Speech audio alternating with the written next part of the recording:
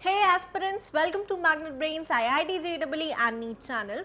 मैं हूं आयुषी, आपकी नीट केमिस्ट्री एजुकेटर, और आज मैं आपके लिए लेकर आई हूं क्रिस्टलाइन एंड अमॉर्फस सॉलिड्स। इनके बीच का डिफरेंस जानना बहुत जरूरी है भाई, क्वेश्चन निकल कर आ जाता है एग्जाम में। तो आज जानेंगे क्रिस्टलाइन और अमॉर्फस सॉलिड्स के बारे में। ठीक है, टाइप्स ऑफ सॉलिड्स हैं ये, दो तरह के सॉलिड्स जैसे कि हमें सामने दिख रहे हैं, क्रिस्टलाइन एंड अमॉर्फस सॉलिड्स। इनकी क्या प्रॉपर्टीज रहेंगी, क्या डिफरेंशिएटिंग फैक्टर रहेगा, ये सारी चीजें आज के सेशन में हम देखेंगे। ठीक है, चलो थोड़ा सा नीट मॉड्यूल मैं आपके साथ डिस्कस कर लेती हूँ। सबसे पहली चीज जो आपको मिलती है वो है भाई टॉपिक वाइज एक्सप्लेनेशन वीडियोस। ठीक है, लेक्चर बाय लेक्चर आपको हर एक टॉपिक का एक्सप्लेनेशन वीडियो मिलता जाता है। फिर इसके बाद आता है DPP in the form of PDF आपको मिलती है, साथ ही साथ इसके सॉल्यूशंस भी आपको मिलते हैं। क्लियर चीज है ये। ठीक है, चलिए यहां से आप अपने किस चीज पर काम कर सकते हो, क्वेश्चन बेस्ड प्रैक्टिस पर। ठीक है, मतलब होता है ना कि यार कॉन्सेप्ट तो पढ़ लिया, लेकिन किस तरह से क्वेश्चन आएगा या फिर कैसे अप्लाई करें चीजों को, तो वो सारी चीजें आप यहां से देख सकते हैं। चलिए अगली चीज है डेली प्रैक्टिस प्रॉब्लम सॉल्यूशन, ये भी आपको मिल जाता है। फिर chapter wise MCQs, previous year question videos. Previous year question videos भाई बहुत ही की रोल प्ले करते हैं आपकी प्रेपरेशन में। क्यों? अगेन सेम रीजन कि ये सारी जो वीडियोस हैं ये आपको एनालाइज करवा देती हैं कि इस पर्टिकुलर चैप्टर में से किस तरह के क्वेश्चंस पूछे गए हैं। ठीक है, तो आपका ये एक काम बन जाएगा प्रीवियस ईयर क्वेश्चन वीडियोस के through. Doubt solving sessions regularly time रहते हैं ताकि आप क्या कर लें भाई, हमसे कुछ दो बातें कर लें, इंटरैक्ट कर लें, अपनी समस्याएं हम तक पहुंचा दें और हम उनको रिजॉल्व करके आप तक पहुंचा दें। चलिए अगली चीज है भाई guidance about paper pattern, stress management, official notification related to exam. ये सारी चीजें chapter wise one shot, NCERT highlights, ये सब आपको आपके नीट कोर्स मॉड्यूल से मिल जाता है। ठीक है, और कोई भी चीज एक्सेस करने में अगर कहीं भी दिक्कत आ रही है ना, तो सीधे क्या करोगे, magnetbrains.com पर जाओगे, अपना कोर्स सिलेक्ट करोगे और काम बन जाएगा आपका। ठीक है, चलिए अब स्टार्ट करते हैं सेशन के साथ में। टाइप्स ऑफ सॉलिड्स हैं, दो टाइप के सॉलिड्स हैं। पहला सॉलिड टाइप है क्रिस्टलाइन सॉलिड, दूसरा होता है अमॉर्फस सॉलिड। ठीक है, अब क्रिस्टलाइन सॉलिड क्या होता है, क्या प्रॉपर्टीज होती हैं, समझते हैं। देखो, a crystalline solid is a substance whose constituent units are arranged in an orderly fashion which repeat itself over a long distance as compared to interatomic distance। मतलब अब क्या हो गया इसका मतलब भाई, देखो क्रिस्टलाइन सॉलिड्स वो सॉलिड्स होते हैं जिनमें एक रेगुलर अरेंजमेंट हमें देखने को मिलता है। जो कॉन्स्टिट्यूएंट पार्टिकल्स हैं वो रेगुलरली अरेंज्ड होते हैं, और ये रेगुलर अरेंजमेंट ऐसा नहीं है कि भाई थोड़े कुछ टाइम तक कुछ डिस्टेंस तक चला और फिर चेंज हो गया, नहीं, ये थ्रू आउट द क्रिस्टल हमें सेम अरेंजमेंट देखने को मिलती है। सबसे पहली इंपॉर्टेंट लाइन क्या है भाई, ऑर्डरली फैशन में जो हमारे कॉन्स्टिट्यूएंट यूनिट्स हैं वो अरेंज्ड हैं। Constituent units are arranged in an orderly fashion which repeats itself over very long distances। मतलब वो नहीं होता, इसका बेस्ट एग्जाम्पल है एक कॉलोनी जिसमें सेम टाइप के घर नहीं बने होते, बिल्कुल एक जैसे घर। तो आप मान लो कि वो कॉलोनी क्या है, एक क्रिस्टल है, और उसमें जो घर हैं वो जो सेम टाइप के घर होते हैं उसकी बात हो रही है। ऐसे डिफरेंट डिफरेंट जो अपने अपने बढ़िया बढ़िया डिजाइनिंग वाले घर बना लेते हैं वैसे नहीं। एक कॉलोनी की अगर आप बात करो तो आपने अक्सर देखा होगा कि सेम टाइप के सेम दिखने वाले घर होते हैं उसमें, बिल्कुल वैसे ही क्रिस्टलाइन सॉलिड्स में भी होता है कि सेम जो अरेंजमेंट होती है कॉन्स्टिट्यूएंट पार्टिकल्स की बिल्कुल एक जैसी होती है। ठीक है, क्लियर है, और ये एक लॉन्ग डिस्टेंस तक फॉलो होता है, जिससे वो घर नहीं होते, बिल्कुल सेम बनते ही जा रहे हैं, सेम पैटर्न है। बिल्कुल वही चीज कि क्रिस्टलाइन सॉलिड्स ऐसे सब्सटेंसेस हैं जिसमें constituent units are arranged in an orderly pattern over a very long distance. बहुत आगे तक हम सेम ही पैटर्न ऑब्जर्व करते हैं। ठीक है, जैसे मान लो कि आपका हो गया एक ये कॉन्स्टिट्यूएंट पार्टिकल, फिर उसके बाद कौन सा आया, दूसरा कॉन्स्टिट्यूएंट पार्टिकल। ठीक है, दूसरा कॉन्स्टिट्यूएंट पार्टिकल आ गया, फिर एक और कॉन्स्टिट्यूएंट पार्टिकल आ गया इस तरह से, फिर दूसरा कॉन्स्टिट्यूएंट पार्टिकल आ गया इस तरह से। ठीक है, तो ये एक अरेंजमेंट हमें रेगुलर देखने को मिलेगी थ्रू आउट द क्रिस्टल। ठीक है, ये पूरी जो अरेंजमेंट है ये हमें रेगुलर देखने को मिलेगी थ्रू आउट द क्रिस्टल। इसके जस्ट नीचे ये वाला, जस्ट नीचे ये वाला, जस्ट नीचे ये, जस्ट नीचे, इस तरह से ये रेगुलर अरेंजमेंट हमें देखने को मिलती है। यहां पर आपके सामने एक एग्जाम्पल है, देखिए, सोडियम आयंस, फिर क्लोराइड आयंस, फिर सोडियम आयंस, फिर क्लोराइड आयंस, फिर सोडियम आयंस, फिर क्लोराइड आयंस। अगेन नीचे जाओगे तो ये रहे क्लोराइड आयंस, ये रहे सोडियम आयंस, प्लस इनकी अरेंजमेंट भी ऐसी है कि कोई रिपल्शन ना हो। अगर मान लो इस तरह की अरेंजमेंट होती है Na+Cl-, Na+Cl-, फिर नीचे आ गया Na+Cl-, तो भाई ये जो सेम चार्जेस है ना, सेम टाइप की स्पीशीज है, ये एक दूसरे को रिपल्शन मारते, क्रिस्टल स्टेबल नहीं होता है ना, या सॉलिड हमारा स्टेबल नहीं होता, क्रिस्टलाइन सॉलिड जो है हमारा स्टेबल नहीं होता। और आपको पता है कि जब भी सॉलिड में हम अरेंजमेंट की बात करते हैं पार्टिकल्स के, तो वो कैसी होती है भाई, रेगुलर अरेंजमेंट होती है in case of crystalline solids. और ये कॉन्स्टिट्यूएंट पार्टिकल्स ऐसे अरेंज होते हैं कि मैक्सिमम स्टेबिलिटी हो प्लस मिनिमम रिपल्शन हो। ठीक है, minimum repulsion, force of attraction maximum होना चाहिए and force of repulsion minimum होना चाहिए। तो ये वाली अरेंजमेंट तो भाई काम बिगाड़ देगी, है ना। तो कॉन्स्टिट्यूएंट पार्टिकल्स कैसे अरेंज्ड हैं कि सोडियम के बाद क्लोराइड, क्लोराइड के बाद सोडियम, एंड सिमिलरली सोडियम के बाद क्लोराइड, क्लोराइड के बाद सोडियम। ठीक है, तो ये एक रेगुलर पैटर्न आपको थ्रू आउट द क्रिस्टल देखने को मिल रहा है। कॉन्स्टिट्यूएंट पार्टिकल्स इस पर्टिकुलर आयोनिक क्रिस्टल के कौन से हैं, आयंस हैं, तो इनकी अरेंजमेंट किस तरह से है, वी कैन सी इट। ठीक है, as compare to interatomic distance, that is they have a long range order. अब ये भाई, ये जो की टर्म है लॉन्ग रेंज ऑर्डर, मतलब एक लंबी रेंज में, लंबी रेंज तक क्या कर रहे हैं, सेम ही रिपीटिंग पैटर्न शो कर रहे हैं या सेम ही ऑर्डर शो कर रहे हैं। क्या बोला मैंने बोला कि दे have a long range order का मतलब है कि आप जाते जाओ जाते जाओ जाते जाओ, बिल्कुल आपको सेम ऑर्डर दिखेगा। मतलब ये जो ऑर्डर है ये लॉन्ग रेंज फॉलो कर रहा है या लंबी रेंज तक दिख रहा है। मतलब आप वहां तक, आपकी रेंज है वहां तक देखने की, आप वहां तक देखते जाओ और बिल्कुल आपको वही का वही ऑर्डर मिलेगा, कोई चेंज नहीं है। इस टाइप के ऑर्डर को हम बोलते हैं लॉन्ग रेंज ऑर्डर। क्या बोलते हैं इस टाइप के ऑर्डर को, लॉन्ग रेंज ऑर्डर। क्लियर है ये चीज, ठीक है। तो क्रिस्टलाइन सॉलिड्स में क्या देखने मिलता है, या क्रिस्टलाइन सॉलिड्स में क्या होता है, दे have a long range order. और ये किसके टर्म्स में बात हो रही है, उसके कॉन्स्टिट्यूएंट पार्टिकल्स के टर्म्स में बात हो रही है। जो कॉन्स्टिट्यूएंट पार्टिकल्स हैं वो लॉन्ग रेंज ऑर्डर शो करते हैं, मतलब एक लंबी दूरी तक सेम पैटर्न या सेम अरेंजमेंट शो करते हैं। लिख लो इसको, लंबी दूरी तक सेम अरेंजमेंट शो करना। एग्जाम में पूछ लिया जाता है what is true for crystalline solids, एक पॉइंट ये भी होता है। ठीक है, चल कॉमन एग्जांपल्स क्रिस्टलाइन सॉलिड्स के क्या है, सोडियम क्लोराइड है, क्वार्ट्ज है, डायमंड है, कॉपर है, पोटेशियम नाइट्रेट, यूरिया, नैफ्थलीन, ये सारे क्रिस्टलाइन सॉलिड्स हैं। ठीक है, अब देखो, in a crystal of sodium chloride, sodium and chloride ions are arranged और ऑल्टरनेट साइड्स पर लोकेटेड हैं। कैसे, सोडियम के बाद क्लोराइड, क्लोराइड के बाद सोडियम, लाइक दैट। और ये हमें throughout the crystal same arrangement मिल रहा है। क्या मतलब, लॉन्ग रेंज ऑर्डर फॉलो कर रहे हैं। ठीक है, अगला क्या होता है, the arrangement shown above is only in 2 dimensions.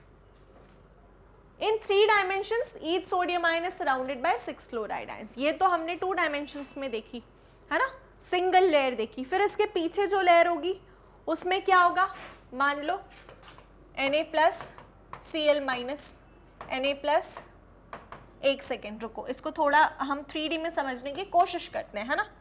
मान लो कि ये मैंने बनाए हैं आपके Na+ आयंस, ओके, ये आपके Na+ आयंस हैं,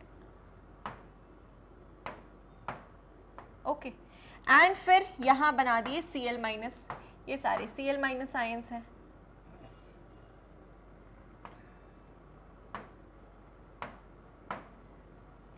वेट अ मिनट, यहाँ पर Cl आएगा, ओके एक सेकेंड रुको।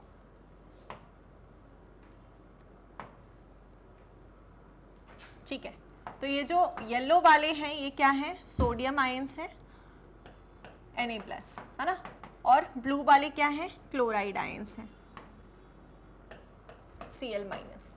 अब यहाँ से हमें एक अरेंजमेंट क्या देखने को मिल रही है कि ये अरेंजमेंट रेगुलर है, रिपीटेड है। सोडियम के बाद क्लोराइड आयन आ रहा है और क्लोराइड आयन के बाद सोडियम आयन आ रहा है। ये है केवल फर्स्ट लेयर।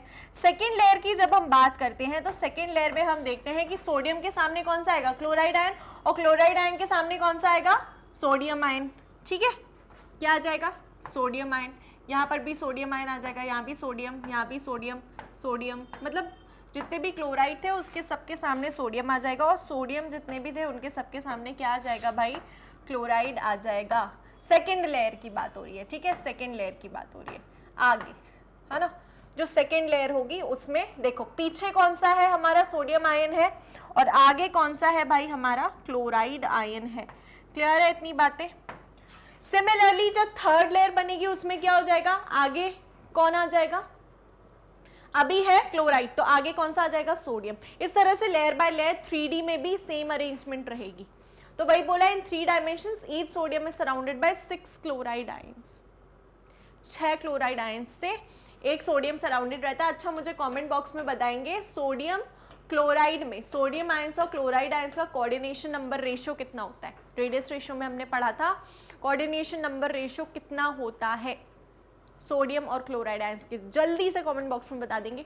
ठीक है, चलो अगला पॉइंट है, similar regular arrangement is also found in other solids. The constituents in a crystalline solids are held by strong electrostatic force of attraction। अब strong electrostatic force of attraction बोल दिया है, मतलब कि ionic solids हैं भाई। crystalline solids mainly ionic solids हैं, क्योंकि strong electrostatic force of attraction किन के केसेस में आता है, जिनमें पॉजिटिव और नेगेटिव चार्जेस होते हैं, है ना। इलेक्ट्रोस्टैटिक फोर्स ऑफ अट्रैक्शन कब एग्जिस्ट करता है, जब पॉजिटिव एंड नेगेटिव स्फीयर्स एक दूसरे को अट्रैक्ट करते हैं, तब होता है इलेक्ट्रोस्टैटिक फोर्स ऑफ अट्रैक्शन। तो बिल्कुल वही बात की जा रही है कि इनके कॉन्स्टिट्यूएंट पार्टिकल्स के बीच में जो फोर्स ऑफ अट्रैक्शन है वो कैसा है, इलेक्ट्रोस्टैटिक फोर्स ऑफ अट्रैक्शन। ठीक है, पॉजिटिव और नेगेटिव के बीच में होता है, exist between positive and negative species। चलिए अब अगली चीज, therefore constituent units of crystalline solids do not have any translational motion। Translational motion ये नहीं शो करते हैं, they simply vibrate about the equilibrium position। भाई क्योंकि सॉलिड तो यार वैसे भी कोई किसी तरह का मोशन शो नहीं कर पाता, उसके जो कॉन्स्टिट्यूएंट पार्टिकल्स हैं वो बहुत टाइटली पैक्ड रहते हैं because of electrostatic force of attraction, तो मूव नहीं कर पाते यार। और मूव नहीं कर पाते तो ट्रांसलेशनल मोशन क्या, रोटेशनल कोई भी मोशन शो नहीं करेंगे एक्सेप्ट वाइब्रेशनल। ये पार्टिकल्स अगर हम इन्हें हीट देते हैं, थोड़ी सी हीट सप्लाई करते हैं, काइनेटिक एनर्जी देते हैं, तो ये पार्टिकल्स अपनी ही जगह पर वाइब्रेट करने लगते हैं। ये हमने जनरल कैरेक्टरिस्टिक्स में भी पढ़ा था। ठीक है, सिर्फ अपनी जगह पर सिंपली वाइब्रेट करने लगते हैं, दैट इज ऑल। क्लियर है। तो ट्रांसलेशनल मोशन नहीं शो करते लेकिन वाइब्रेशनल मोशन जरूर शो करते हैं क्रिस्टलाइन सॉलिड्स। क्लियर है इतनी चीज। चलिए अगली बात करते हैं अमॉर्फस सॉलिड्स की। अब अमॉर्फस सॉलिड्स क्या होते हैं यार? अमॉर्फस सॉलिड्स वो होते हैं जिनमें rigidity and resistance to change shape against distorting forces. A characteristic property of solids is their rigidity and resistance to change shape against distorting force। मतलब ये एक जनरल बात कर दिया है amorphous solids का पिकअप लेने के लिए, स्टार्ट लेने के लिए, कि सॉलिड्स का मेन जो प्रॉपर्टी होता है वो क्या होता है भाई, कि वो किसी भी तरह का शेप चेंज अगर उन पर एग्जर्ट किया जा रहा है या फिर किसी भी तरह का अगर उन्हें सब्जेक्ट किया जा रहा है कि भाई शेप चेंज करेंगे हम तुम्हारा, तो वो उस प्रॉपर्टी को रेजिस्ट करते हैं। ऐसा इन जनरल सॉलिड्स की प्रॉपर्टी होती है और रिजिड भी होते हैं। लेकिन इनके केस में however there are some solids which lack this property, lack the property of rigidity and resistance to change shape। मतलब वो शेप चेंज, अगर हमने उनके ऊपर मैकेनिकल स्ट्रेस प्रोवाइड किया तो उनका शेप चेंज हो सकता है, साथ ही साथ रिजिडिटी भी क्वेश्चन में है, मतलब रिजिड नहीं है उतने ज्यादा, टूट जाएंगे।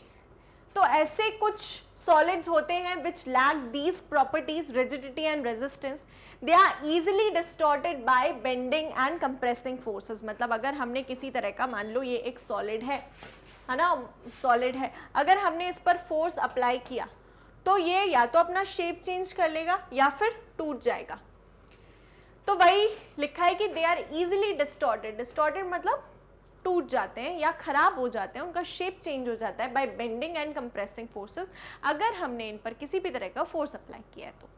ठीक है, on long standing they tend to lose shape and flow under their own weight, such solids are called as amorphous solids. इसे सॉलिड्स को हम क्या बोलते हैं? अमॉर्फस सॉलिड्स, जो कि टूट जाते हैं, सीधी चीज समझो। अब amorphous solid is a substance whose constituent units do not possess an orderly arrangement over long range, मतलब just opposite of crystalline solids है। crystalline solids में हमने ordered arrangement देखा था, amorphous solids में कोई ordered arrangement नहीं है। amorphous solids में particles कहीं भी भाग रहे हैं, क्लियर है इतनी चीज? amorphous solids में particles की कोई regular arrangement नहीं है, ठीक है। तो an amorphous solid is a substance whose constituent particles do not possess an orderly arrangement over a long range। आप देखोगे, ठीक है, ये कॉन्स्टिट्यूएंट पार्टिकल है, ये दूसरा कॉन्स्टिट्यूएंट पार्टिकल है, ये एक है, ये दूसरा है, फिर दूसरी जगह देखोगे कि कुछ इस तरह का आ गया है, दूसरा कॉन्स्टिट्यूएंट पार्टिकल आ गया है। मतलब ये जो पैटर्न है ना, ये लंबे डिस्टेंस तक फॉलो नहीं हो रहा है, इसीलिए इसको क्या बोलते हैं भाई? Short range order. क्या बोलते हैं? Short range order. मतलब थोड़े समय तक तो हमें सेम पैटर्न देखने मिलेगा, लेकिन उसके बाद फिर पैटर्न चेंज हो जाएगा कॉन्स्टिट्यूएंट पार्टिकल्स का, ठीक है। उसके बाद फिर पैटर्न चेंज हो जाएगा, कुछ इस तरह से हो जाएगा। मतलब इनमें क्या है भाई? क्या इनमें वी कैन से स्टेबिलिटी नहीं है ना। थोड़े से डिस्टेंस तक तो सेम पैटर्न फॉलो हो रहा है, उसके बाद फिर दूसरा पैटर्न फॉलो होने लगा। चलिए आगे देखते हैं। The orderly arrangement in them is restricted to a very short distance. थोड़े से डिस्टेंस तक पार्टिकल्स सेम ऑर्डर शो कर रहे हैं, उसके बाद वो ऑर्डर हमें और देखने को नहीं मिल रहा है, ठीक है। फिर आता है दे have a short range order. यही वाली बात, शॉर्ट रेंज ऑर्डर है कि थोड़े से डिस्टेंस तक ही हमें एक रिपीटिंग पैटर्न देखने को मिलता है, उसके बाद में ऐसा कुछ भी नहीं। तो ऐसा केस किसके साथ है? अमॉर्फस के साथ। क्रिस्टलाइन में क्या हो रहा था भाई? क्रिस्टलाइन में एक ऑर्डर्ड अरेंजमेंट हमें देखने को मिल रही थी, ठीक है, थ्रू आउट द क्रिस्टल। अब structure of amorphous solids is similar to that of liquids. Portions having ordered arrangement are scattered and in between the arrangement is distorted। मतलब ये जो हिस्से हैं जहाँ पर ordered arrangement देखने को मिल रही है, ये scattered है, यहाँ दिख जाएगी, फिर यहाँ कहीं same arrangement दिख जाएगी, फिर यहाँ कहीं same दिख जाएगी, लेकिन कोई regularity नहीं है, ठीक है। चलो some common examples amorphous solids के glass है, प्लास्टिक है, प्लास्टिक में आ जाता है PVC, Teflon, cellophane paper, polyurethane, quartz glass है, ठीक है। ये सारी चीज़ें, ये सारे एग्जाम्पल्स आपके किसके हो गए? अमॉर्फस सॉलिड्स के। ये भी तो सॉलिड्स ही हैं, ठीक है। Sometimes a part of amorphous solid is crystalline and the rest is non crystalline. Crystalline part को क्रिस्टलाइट बोलते हैं, just general information. In fact any material can be made amorphous और glassy either by rapidly cooling its melt और freezing its vapours. क्या बोला कि अगर किसी भी सब्सटेंस को हमें क्या अमॉर्फस में चेंज करना है तो क्या कर लोगे? या तो उसको रैपिडली कूल करो, उसके मेल्ट को, मतलब हमने जो मान लीजिए क्रिस्टलाइन सब्सटेंस है, हमने उसको मेल्ट कर दिया है, मेल्ट के बाद रैपिडली अगर कूल करेंगे तो फिर वो अमॉर्फस में चेंज हो जाएगा, ठीक है। सिमिलरली अगर उसके वेपर्स को फ्रीज कर दिया तो वो भी एक तरीका है, क्लियर है। चलो For example, SiO2 crystallizes as quartz having SiO4 tetrahedral arrangement in a regular manner. लेकिन on melting and then cooling, देखो अभी क्या है भाई?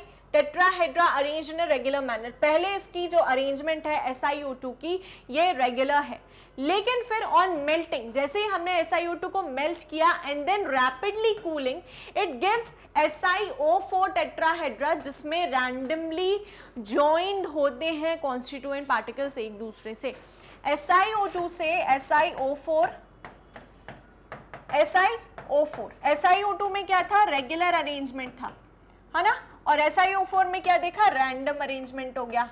मतलब रेगुलर है यानी कि क्रिस्टलाइन है। वेट अ मिनट, रेगुलर है मतलब क्रिस्टलाइन फॉर्म है, और वहीं अब रैंडम हो गया है, तो रैंडम के केस में क्या हो गया भाई, रैंडम की जब बात आ जाती है तो ये अमॉर्फस फॉर्म हो गया है। ठीक है, इतनी बात, चलिए ओके।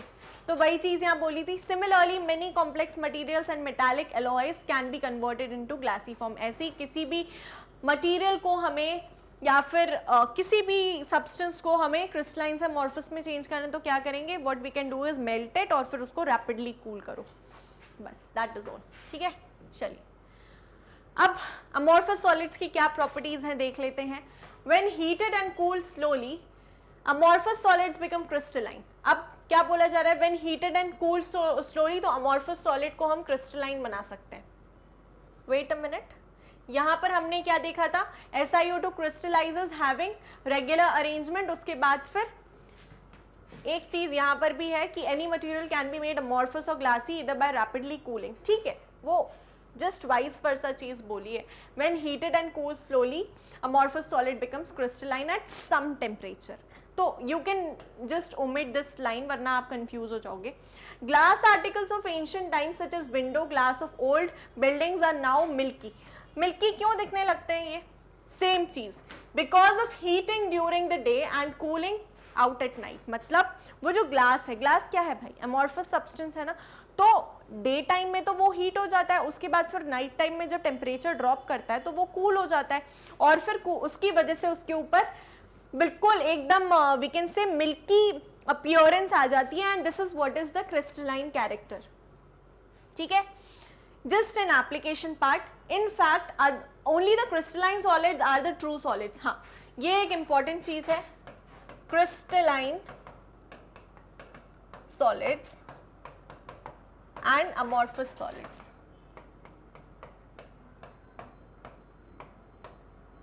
देखो यार, जो crystalline solids है ना, इनको हम बोलते हैं कि ये क्या है, true solids हैं,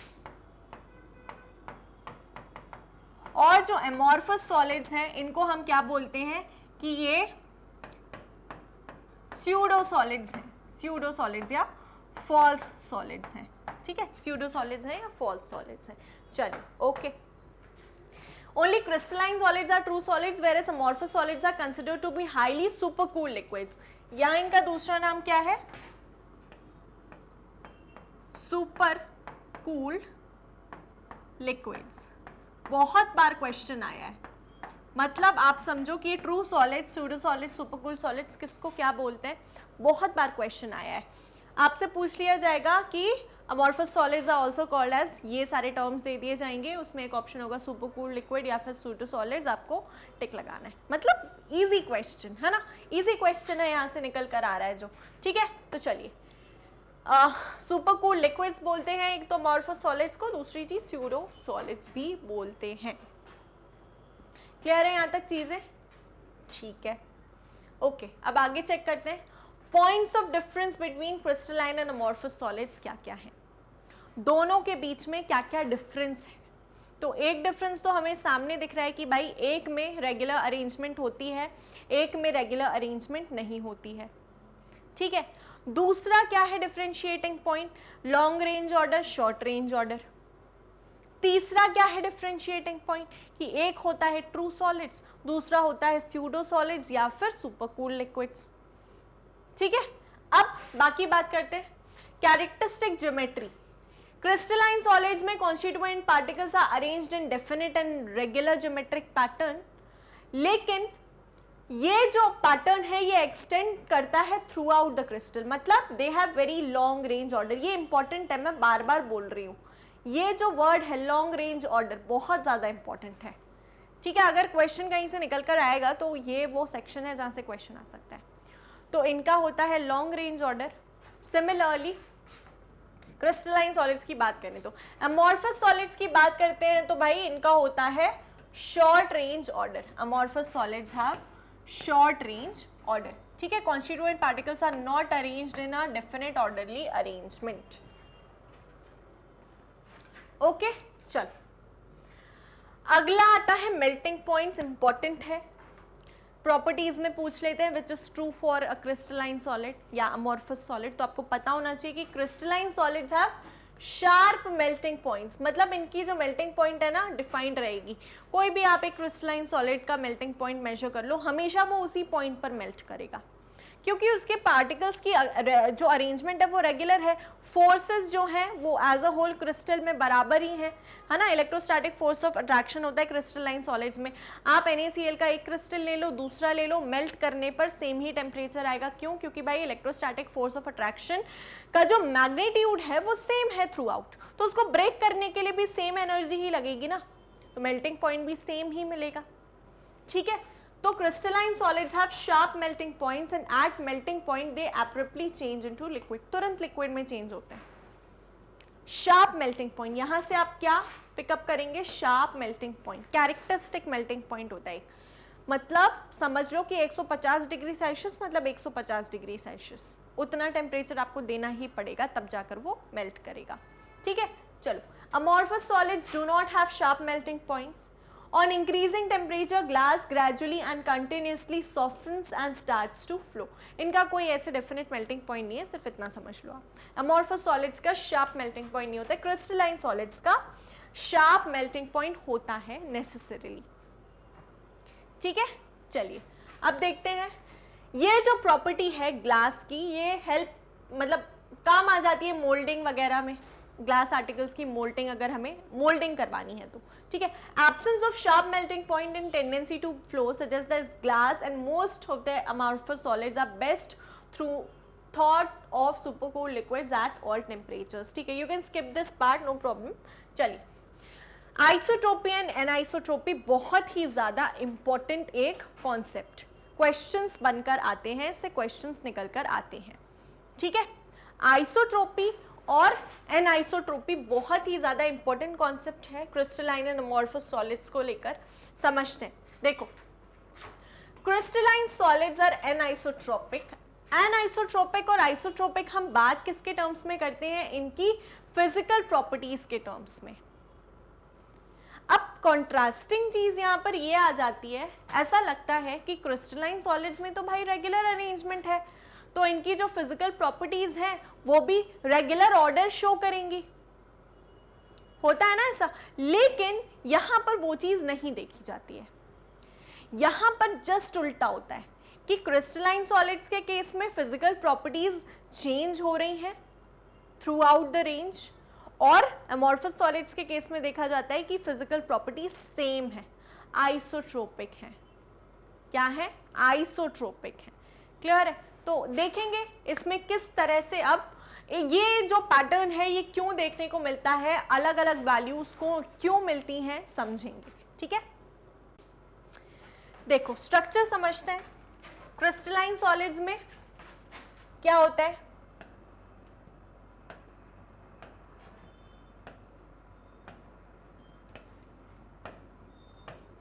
ये है हमारा क्रिस्टलाइन सॉलिड्स का अरेंजमेंट,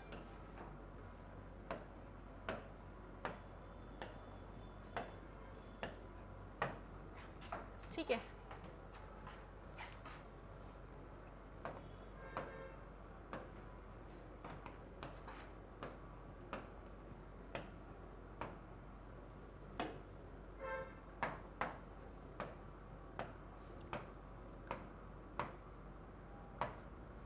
ये है अमॉर्फस सॉलिड्स का अरेंजमेंट, ठीक है। अब क्रिस्टलाइन सॉलिड्स के केस में क्या बोला है भाई कि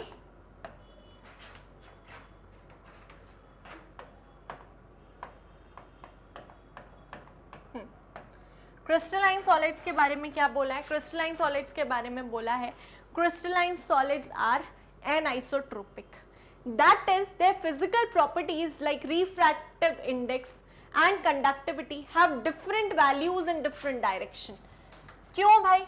क्योंकि आप खुद से देखो यहाँ पर क्रिस्टलाइन सॉलिड में इसका रिफ्रैक्टिव इंडेक्स और कंडक्टिविटी कुछ अलग होगा, इसका अलग होगा, इसका रिफ्रैक्टिव इंडेक्स और कंडक्टिविटी अलग होगा, फिर इसका अलग होगा. मतलब क्या हो रहा है, देखो आप इंडिविजुअली ना समझें, आप इसको इस तरह से देखो कि अगर इस एक्सिस के अलोंग हमने मेजर किया या फिर इस एक्सिस के अलोंग हमने वैल्यू मेजर करी या फिर आप समझ लो कि इस एक्सिस के अलोंग हमने वैल्यू मेजर करी, तो इस एक्सिस के अलोंग देखो sodium chloride, chloride sodium, sodium chloride, मतलब पार्टिकल बदलता जा रहा है.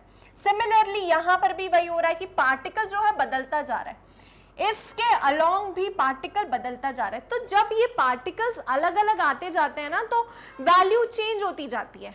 तो इसीलिए बोला है कि जो क्रिस्टलाइन सॉलिड्स हैं ये एनाइसोट्रोपिक होते हैं, मतलब फिजिकल प्रॉपर्टीज की वैल्यूज सेम शो नहीं करते. डिफरेंट डायरेक्शंस बोला है ना, इस डायरेक्शन में अलग होगी, इस डायरेक्शन में अलग होगी, क्योंकि पार्टिकल्स भी तो चेंज कर रहे हैं. जो कॉन्स्टिट्यूएंट पार्टिकल्स हैं, देखो इस एक्सिस में एक तरफ पूरे सोडियम आयंस है, इस एक्सिस में पूरे क्लोराइड आयंस है, इस एक्सिस में ऑल्टरनेट सोडियम क्लोराइड आयंस है, सिमिलरली इस एक्सिस में भी ऑल्टरनेट सोडियम क्लोराइड आयंस है. तो ये जो वैल्यूज हैं ये चेंज करती जाती हैं क्योंकि ऑर्डर्ड अरेंजमेंट है ना. अमॉर्फस सॉलिड्स के केस में फिजिकल प्रॉपर्टीज जैसे refractive index, thermal expansion, electrical conductivity ये सेम होती हैं इन ऑल द डायरेक्शंस. अब क्या रीजन है इसका भाई? क्योंकि इसका सिर्फ एक ही रीजन निकल कर आता है कि ये जो रैंडम अरेंजमेंट है ना पार्टिकल्स की, इनके अक्रॉस जो भी वैल्यूज हैं, अलग अलग डायरेक्शन में हम जो भी वैल्यूज मेजर करेंगे उनका सम बिल्कुल बराबर आ जाता है. मतलब इस डायरेक्शन में जो वैल्यू आई, इस डायरेक्शन में जो वैल्यू आई, वो पूरा जो होता है ना नप्पा तुला हिसाब एंड में जो निकल कर आता है वो सेम निकल कर आता है, सेम वैल्यूज निकल कर आती हैं. सिर्फ इतना समझेंगे आप, ठीक है. तो यहां से क्या लर्न करना है कि crystalline solids are anisotropic and amorphous solids are isotropic in nature.